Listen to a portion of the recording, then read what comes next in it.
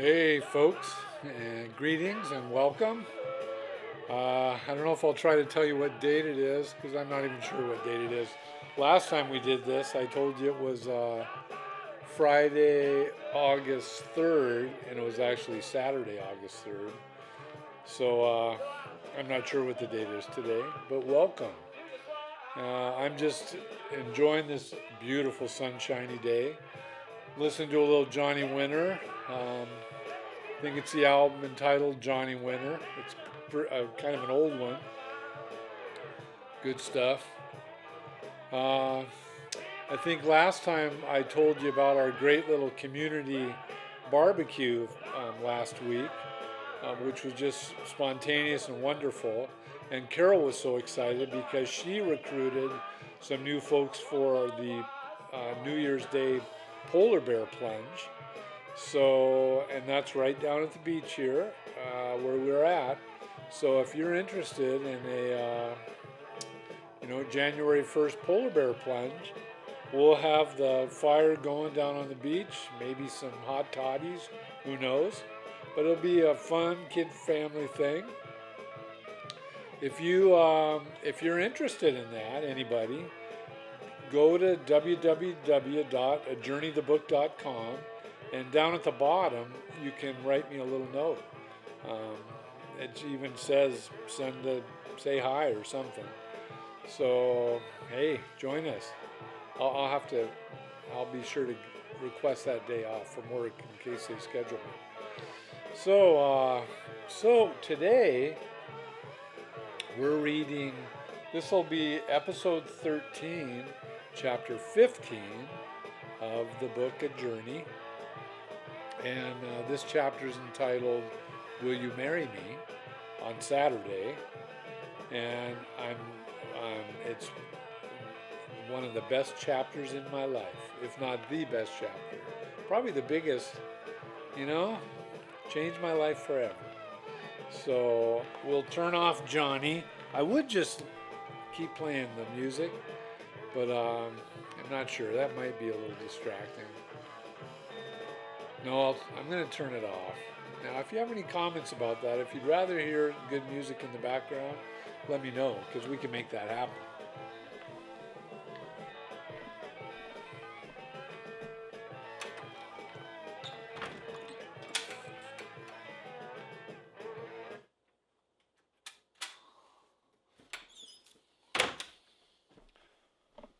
All right. Maybe you'd just like to drown me out and have the music. But anyway, here we go. Will you marry me on Saturday? Let's see here. Where's the best place to do this? Because I didn't own a car after returning to the States from Germany, I needed to find a vehicle to get around in, something that was dependable and cheap.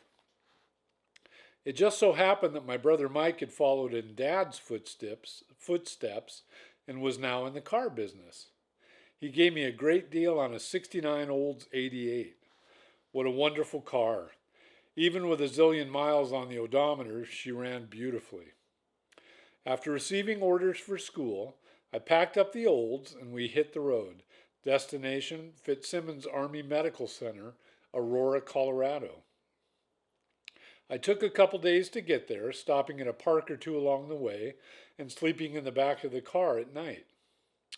Except for my clothes and a few essentials, which included a Schwinn Supersport 10-speed, the same one I'd ridden on the awesome bike trip several years prior, a cassette player, a box full of cassette tapes, I traveled pretty light. Unfortunately, the tapes were sitting up above the back seat of the car next to the window, and as the weather was hot and sunny, a few of them melted along the way. I still listen to some of the tapes that weren't melted today. More often, though, I'll just throw on one of our old albums from the '70s.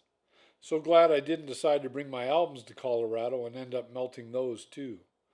The Oldsmobile made the trip like she was right off the showroom floor. And that was one of those old albums now.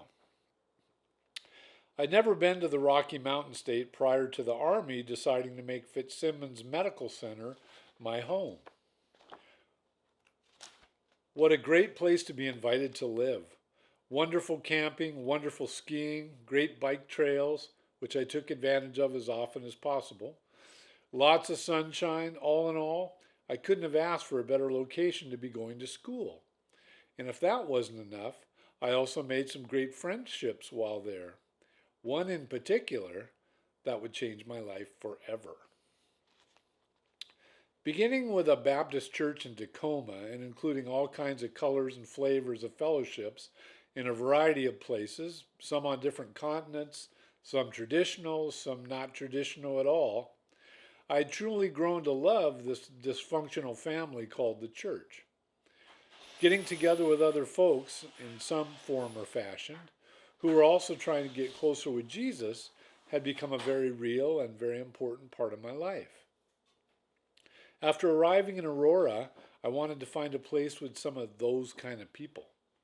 In my efforts to find such a place, I looked in the phone book. That's what we used to do. The name of one church in particular seemed to stand out to me.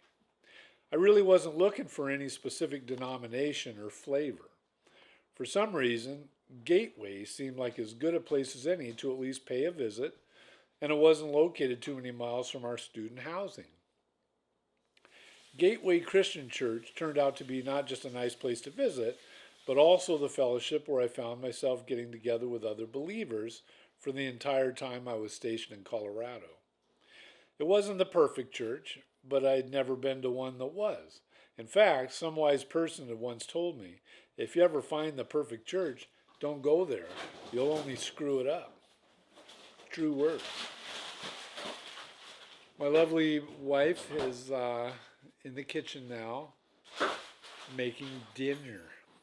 Yummy. So Gateway had a group of single adults that were about my age. I became close friends with a number of those folks, and sometimes we would do fun things together as a group. Among the group was a beautiful blue-eyed girl named Carol. I think I even remember the first time seeing Carol standing there in church after a Sunday service with those blue eyes. I'd be lying if I said that at 26 or 27 years old, I wasn't sometimes thinking about whether or not I would meet that beautiful blue-eyed girl who's clanging the dishes around in there, who would spend her life together with me. I was.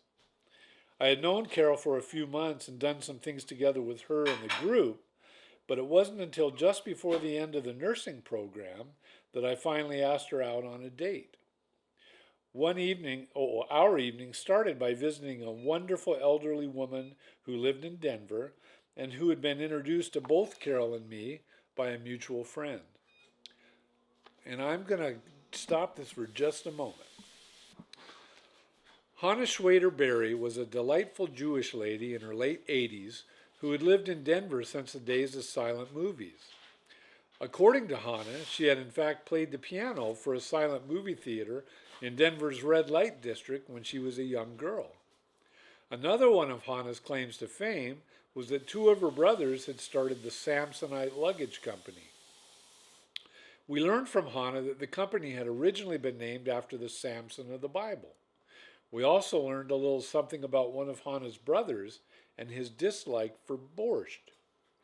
During our visit, Hannah let us know that she had just made some beet borscht and was kind enough to offer us a taste. I love beets and gladly accepted a little bowlful of the delicious red soup. Carol, on the other hand, is not a beet lover and graciously declined the offer. Hannah thought for a few moments and then in a matter-of-fact voice proclaimed, "My brother didn't like borscht. He's dead now." She was such a kick. After our visit with dear Hannah, it was time to bring Carol out for dinner. Matam Fez is an amazing Moroccan restaurant located in East Denver, or at least it was. For a guy who was trying to impress a young lady on their first date, which I was, this was definitely the ticket. The inside of the restaurant is, or at least was, draped with tapestries, giving the illusion that you're inside a tent. Guests sit on pillows on the floor and the incredibly delicious and authentic Moroccan meal is eaten without the use of silverware. You get to lick your fingers. And let us not forget the lovely belly dancers. It really was one of the most delicious and most memorable meals I've ever enjoyed. And best of all, there was this beautiful blue-eyed girl named Carol.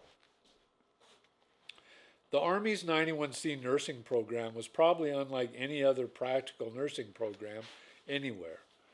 In addition to rotations through every potential work area in the hospital, the school was also designed to prepare its students for the possibility of having to work in a combat field setting.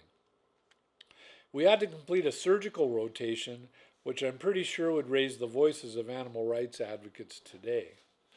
I regret that some animals lost their lives as a result of the labs, and although I never had to perform a splenectomy on any human-type people in the field, I do believe that the training was very valuable.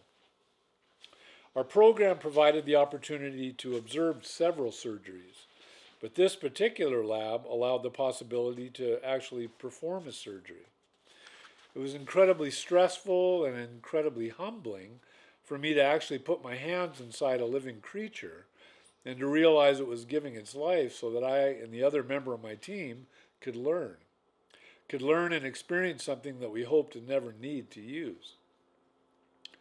Probably the most dreaded rotations of the nursing course were the med passes. That's where when you're responsible for providing a medical floor full of patients with all their morning medications. This also meant you needed to be intimately familiar with all the medications that you would be passing.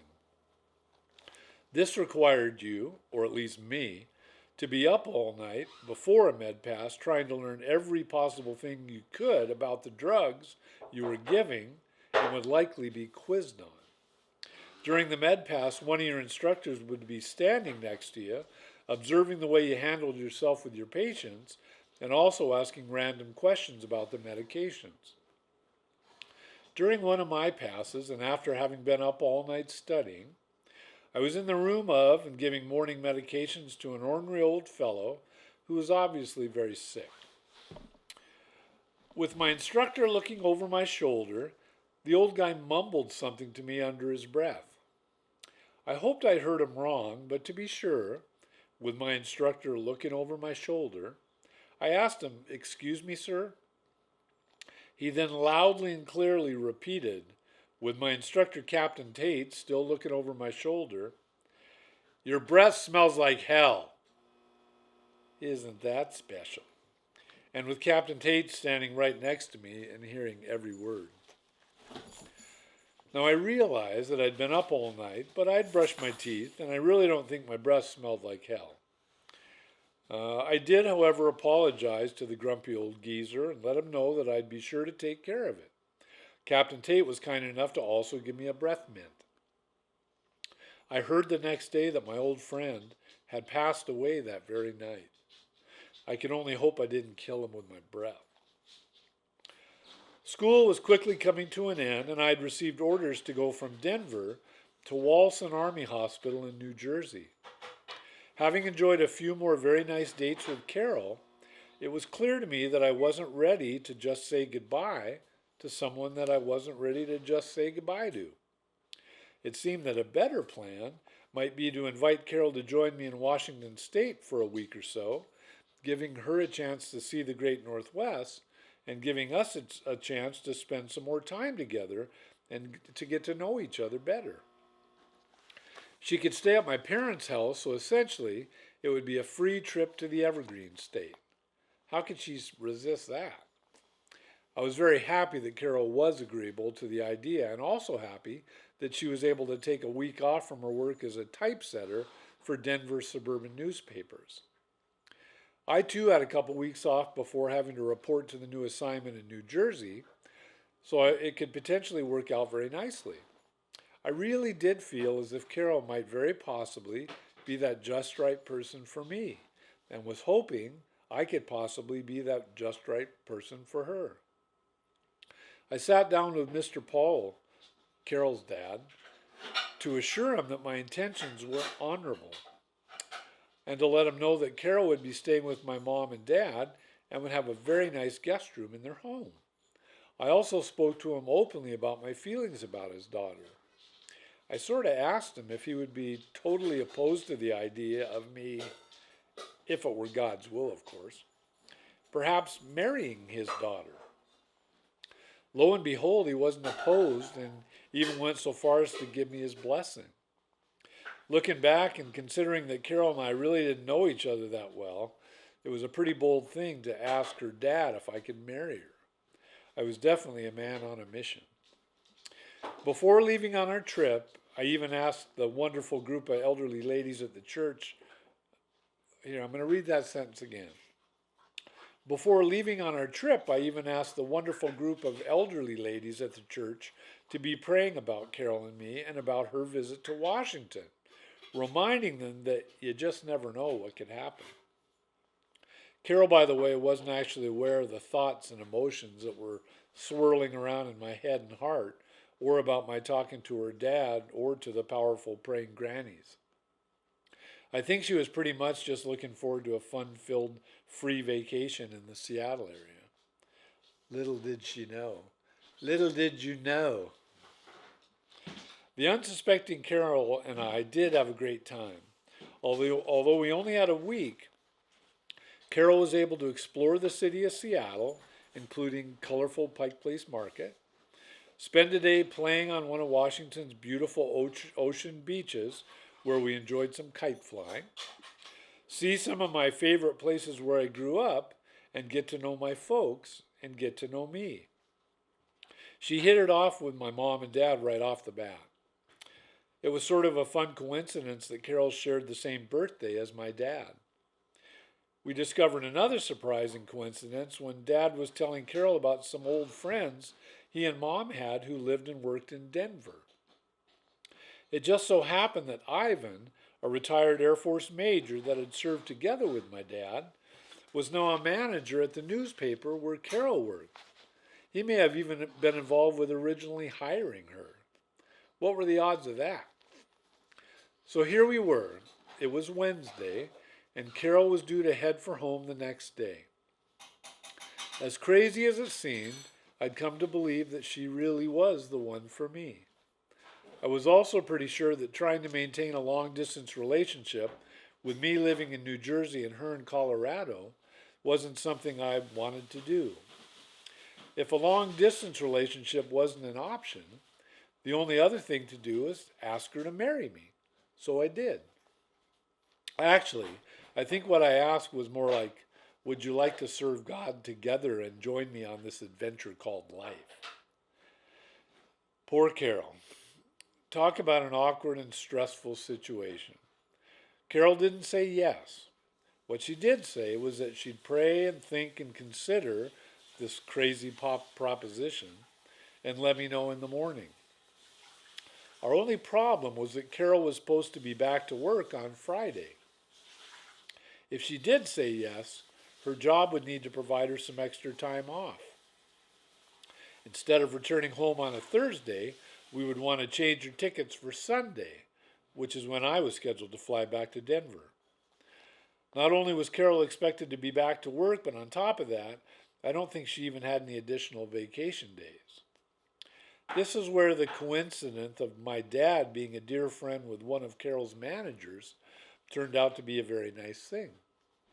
Dad gave his old buddy Ivan a call and worked out the details, providing Carol with the extra days. I'm not sure how much sleep Carol got that night. I know I didn't get a lot.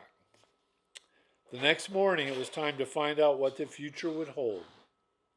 Carol lovingly told me that she thought it would be best if she flew home that day as scheduled. Although I'd wholeheartedly hoped that she would say yes, I was also willing to accept that her decision was as it should be. Now, having said that, I wasn't quite ready and willing to lose all hope, so I responded to her, sort of half-jokingly and with a smile, by saying, "Okay, we will get you to the airport today in time for your flight.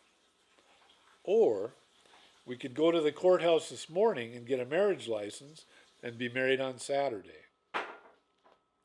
At this point, I can imagine Carol was pretty convinced that I was totally and completely nuts. Her response, however, made me think that she was equally as crazy. She said, "Well, I guess we could go there and see what it looks like and see what happens." What? What was that? Was that a yes? I do believe that was a yes. To be sure I understood what Carol was saying, I first let her know that no, we won't be going to the courthouse to see what happens. I then went on to ask her the question that had been asked the day before, but this time actually speaking the words, "Will you marry me?"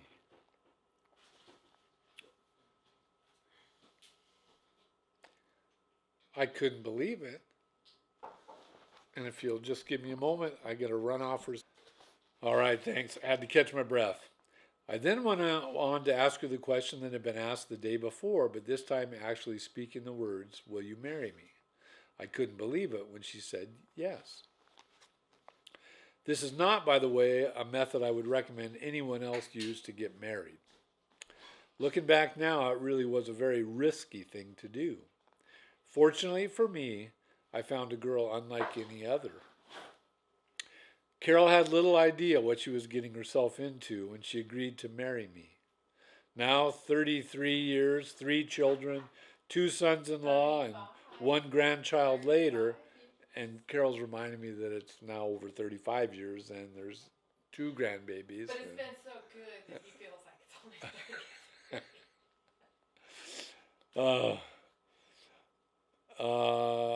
Where was I? Now 33 years, 3 children, 2 sons-in-law, and 1 grandchild later, although that's all growing and it's longer now.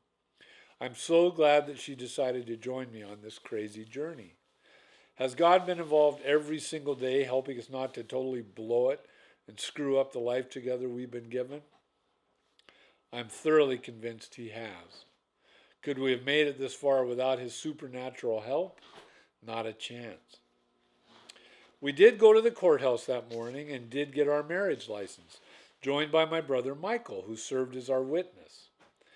What we didn't know was that Washington State required a 3-day waiting period from the time you get your license until the time of the wedding. Are you kidding me? 3 days meant we would have to wait until Sunday. Waiting the extra day would have been a little hard to pull off, considering we were going to be flying out late Sunday morning.